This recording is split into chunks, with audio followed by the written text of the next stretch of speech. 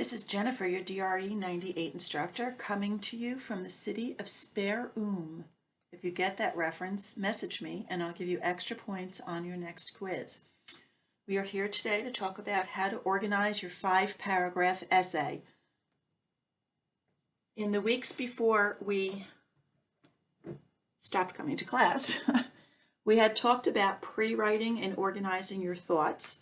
We talked about how to brainstorm and just write down as many ideas about your topic as possible, and then organize those thoughts into 3 main ideas about your topic or your thesis.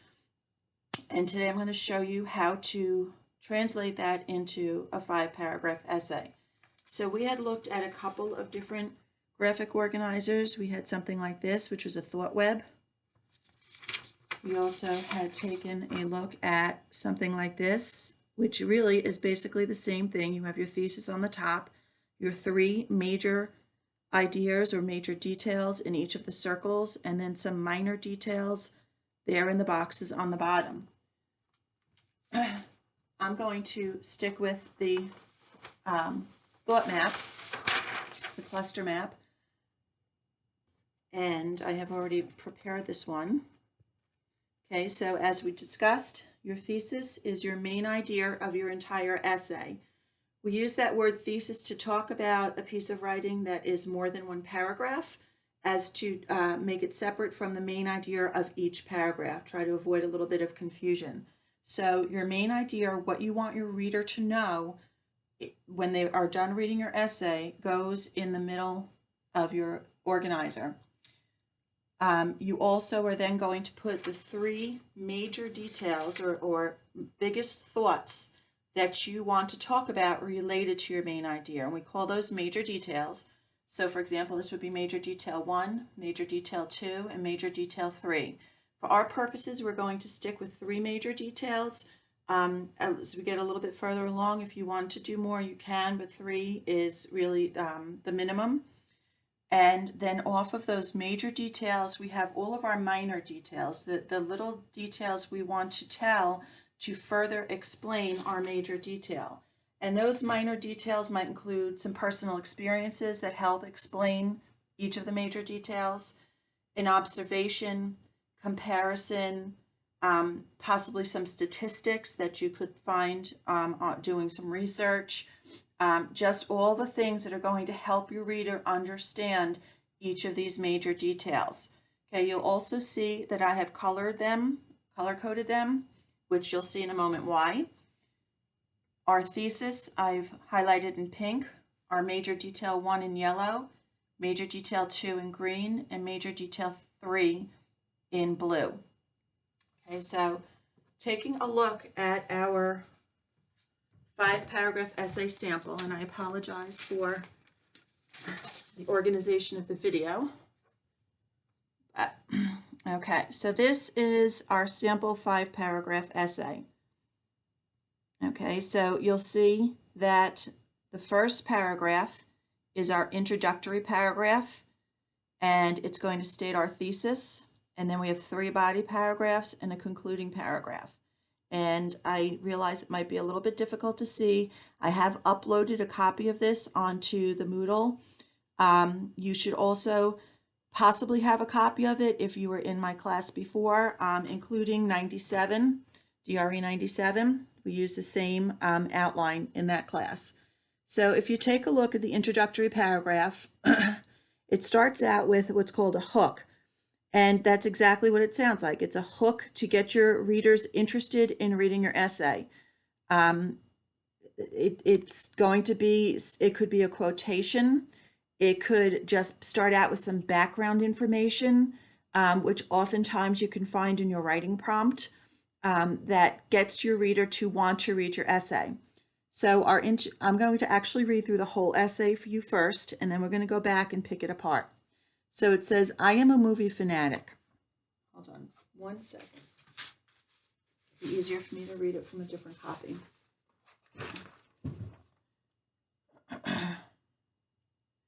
I am a movie fanatic. When friends want to know what picture won the Oscar in 1980 or who played the police chief in Jaws, they ask me. My friends, though, have stopped asking me if I want to go out to the movies. I have decided that the idea of going to the movie theater to see a movie is overrated, so I've quit going. The problems in getting to the theater itself, and the behavior of some patrons are all reasons why I wait for a movie to show up on TV. First of all, just getting to the theater presents difficulties. Leaving a home equipped with a TV and video recorder isn't an attractive idea on a humid, cold, or rainy night. Even if the weather cooperates, there is still a 30-minute drive to the theater down a congested highway, followed by the hassle of looking for a parking space. And then there are the lines. After hooking yourself to the end of a human chain, you worry about whether there will be enough tickets, whether you will get seats together, and whether many people will sneak into line ahead of you. Once you have made it to the box office and gotten your tickets, you are confronted with the problems of the theater itself. If you are in one of the run-down older theaters, you must adjust to the musty smell of seldom clean carpets. Escaping springs lurk in the faded plush or cracked leather seats, and half the seats you sit in seem loose or tilted so that you sit at a strange angle. The newer twin and quad theaters offer their own problems. Sitting in an area only 1/4 the size of a regular theater, moviegoers often have to put up with the sound of the movie next door.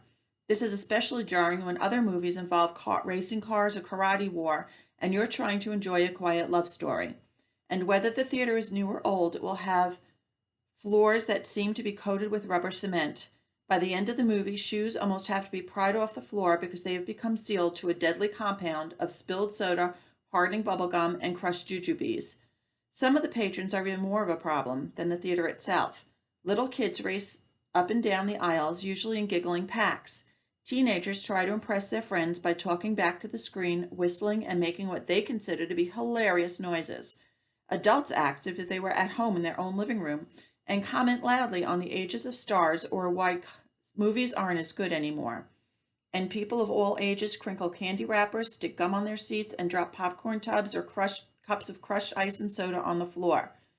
They also cough and burp, squirming endlessly in their seats, file out for repeated trips to the restrooms or concession stand, and elbow you out of the armrest on either side of your seat. After arriving home from the movies one night, I decided that I was not going to be a moviegoer anymore. I was tired of the problems involved in getting to the movies and dealing with the theater itself and some of the patrons. The next day, I arranged to have cable TV service installed in my home. I may now see movies a bit later than other people, but I'll be more relaxed watching box office hits in the comfort of my own living room. Okay, so let's take a little bit of a closer look at the essay and how they have constructed it. So they start out with their hook to get their reader interested with "I am a movie fanatic. When friends want to know what picture won the Oscar in 1980 or who played the police chief in Jaws, they ask me. My friends, though, have stopped asking me if I want to go out to the movies." So as a reader, I'm saying to myself, well, if this person is such a big movie fan, why would they stop going to the movies? And to get the answer, I have to keep reading the essay. So they have now hooked me into their essay. Another good thing for beginning essays, starting out writing essays, is to just give some background information about the topic that you're talking about. Okay, the next thing that they put in here is their thesis. Okay, so I'm going to highlight the thesis in pink, and the main idea, the thesis of this entire essay is that I have decided that the idea of going to the movie theater to see a movie is overrated, so I've quit going. The entire essay talks about the fact that they've quit going to the theater and the reasons why they have quit going. So this is their main idea. The next thing that they state, is their first major detail. Their first major detail is the problems in getting to the theater. Okay, so if we go back to our organizer, remember I have my first major detail in yellow. This is what's referred to as the blueprint. Okay, just like a blueprint that an architect or a builder might use, it lets the reader know how this essay is going to be built. The second major detail that they're going to talk about is the theater itself being a problem and how they don't want to have to deal with the problems of the theater itself. So that is the second part of the blueprint. And the third part of the blueprint, or the third major detail, is the behavior of some of the patrons.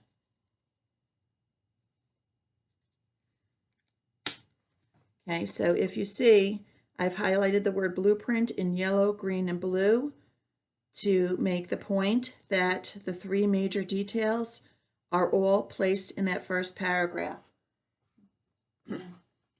Then, to conclude the paragraph, remember, each paragraph has to have a main idea or a topic sentence. We are going to use a stated topic sentence or main idea as opposed to an implied one. So each paragraph has to have that introductory sentence, the details, supporting details, and then a concluding sentence. The easiest way to write a concluding sentence for now is to restate your main idea, which is, I often wait for a movie to show up on TV.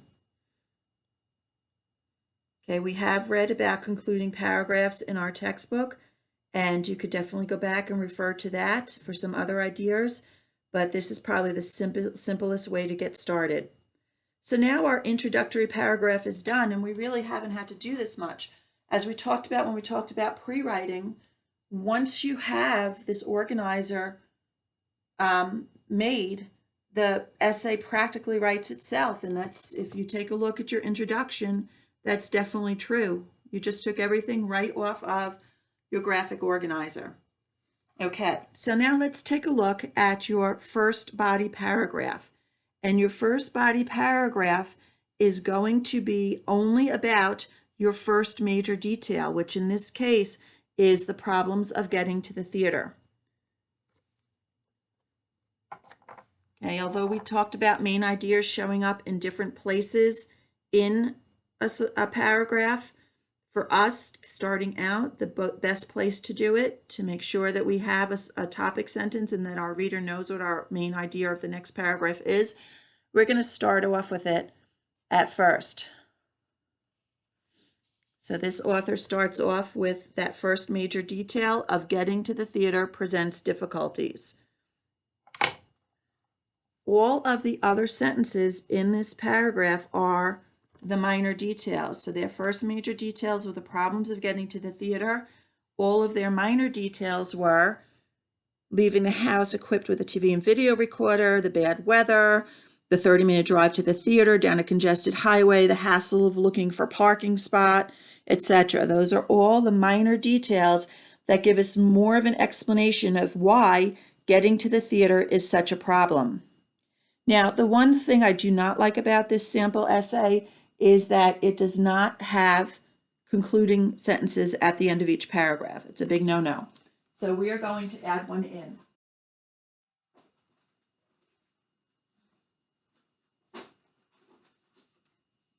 Okay, so our main idea was that getting to the theater presents difficulties. And again, the easiest way to have the concluding sentence is to restate the main idea in other words. So another way to say that the theater presents difficulties might be, as you can see, there were many problems in getting to the theater. So I'm just going to add that in here.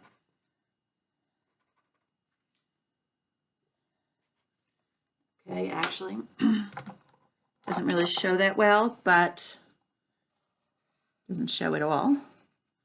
This is where your concluding sentence that restates your main idea would go. Okay, then your second body paragraph is going to be about your second major detail. So again, we start out with the topic sentence, and our second major detail for this one was dealing with the theater itself. And here we have it. You are confronted with the problems of the theater itself. The rest of the sentences in that paragraph are all your minor details telling about why the theater is such a problem, about how poorly made the theaters are and the seats are bad and the floors are sticky. Again, the thing that this essay is missing are concluding sentences. So you would want another sentence here restating that getting to the theater is a problem. Maybe something to the effect of, these are the disadvantages of the theater. Then we go on to our third major detail. Major detail number 3, which in this essay was the behavior of some of the patrons. And we start out with our topic sentence for the paragraph. Some of the patrons are even more of a problem than the theater itself. The rest of the sentences are all the minor details about that main idea. The fact that they're noisy, they're whistling, they're calling out, they're dropping food all over the floor. And then again, we need the restatement of the main idea at the end of the paragraph. Okay, so as you can see, you're really getting all of your ideas right off your graphic organizer. You shouldn't have to think too much at this point about what to write because you already wrote down what you were going to write on your graphic organizer. At this point, you shouldn't even really be worrying too much about spelling and grammar and punctuation. Remember when we went over our pre-writing, our writing process worksheet? Revising and editing comes later. So you're just writing down the sentences, you're writing down the information, which is right off of your graphic organizer. Okay, that brings us up to our concluding paragraph down there at the bottom. And in the concluding paragraph, you are going to restate your thesis, restate your blueprint, your 3 major details, and then restate your thesis again.